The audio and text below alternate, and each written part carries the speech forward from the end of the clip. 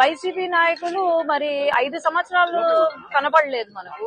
ఇప్పుడు కొత్తగా వైసీపీ నాయకులు వాళ్ళు నాయకులు అంటారా అండి? 5 సంవత్సరాలు ఎన్నో జరిగాయి. ఎందుకు ఇక్కడ మన గేటు కొట్టుకోపోతే ఎంతో మంది చనిపోతే మరి ముఖ్యమంత్రి గారు ఆ రోజు ఏం చేశారు?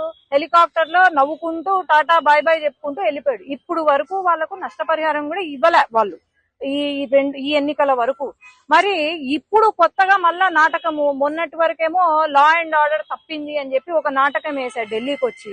ఇప్పుడేమో మళ్ళా కొత్తగా నాటకం వేస్తుంటే ప్రజలు అనే వాళ్ళు ఏమనుకుంటున్నారు నాకు అర్థం కావట్లేదు. రోజమ్మ ఏమో మా ముచ్చుమరి ఇష్యూ గురించి మాట్లాడుతుంది.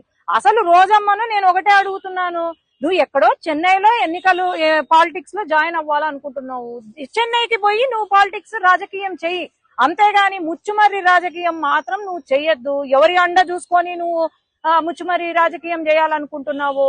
10 రోజులు జరిగిన వెంటనే మేము ప్రతిరోజు అక్కడే ఉన్నాము. అక్కడ ఎవరైతే ఉన్నారో పోలీస్ డిపార్ట్మెంట్ గాని మళ్ళీ పైన హోంమంత్రి గారు గాని అందరూ వచ్చారు. ఒకటే ప్రశ్న రోజమ్మకు, నీకు నిజంగా ముచ్చుమర్రి పైన ప్రేమ ఉండుంటే మరి నువ్వు వచ్చినావా? నువ్వు వచ్చి పరామర్శించినావా? లేకపోతే ఈ వరదలు ఏవైతే ఉన్నాయో వరదలలో నువ్వు ఏంది, నీ రోల్ ఏంటి? నువ్వు మేకప్ వేసుకొని అక్కడ కూర్చొని మాట్లాడడం కాదు, నువ్వు ఏం చేసినావు? కనీసం నష్టపరిహారం ఏమైనా 1 రూపాయి ఇచ్చినారా? లేదు. కానీ ఊరికే మాట్లాడడం కాదు.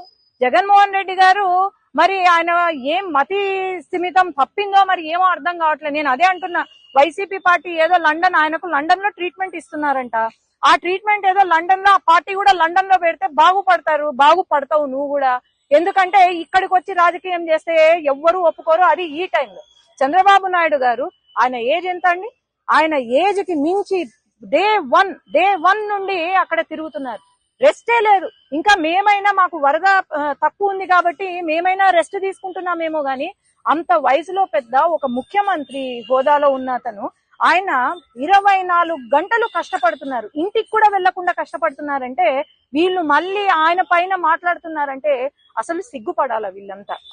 అదే గనక ఈ వరద గనక వైసీపీ హయాంలో వచ్చుంటే గనక మరి ఏంటి పరిస్థితి?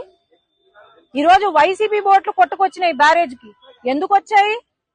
ఇవన్నీ ఆలోచన చేయండి. ఎవరు దీని వెనకాలండి చేస్తున్నారు? అసలు ఈయనకు మ్యాన్ మేడ్ ఫ్లడ్స్ కి తర్వాత న్యాచురల్ ఫ్లడ్స్ కి కూడా తేడా తెలియని మాజీ ముఖ్యమంత్రి, పులివెందల ఎమ్మెల్యే, మరి ఆయనకు అసలు తెలివి ఉందా? ఏం లేదు. ఎవరో పక్కన పాపం సజ్జల లేనట్టున్నాడు, పక్కన సజ్జల లేరు, లేకపోతే వేరే వాళ్ళు ఎవరు లేనట్టున్నారు, ఎందుకో గ్యాప్ ఇచ్చినట్టున్నారు. ఆయనకి ఇష్టం వచ్చింది మాట్లాడుతున్నారు. దయచేసి తెలుసుకొని మాట్లాడండి.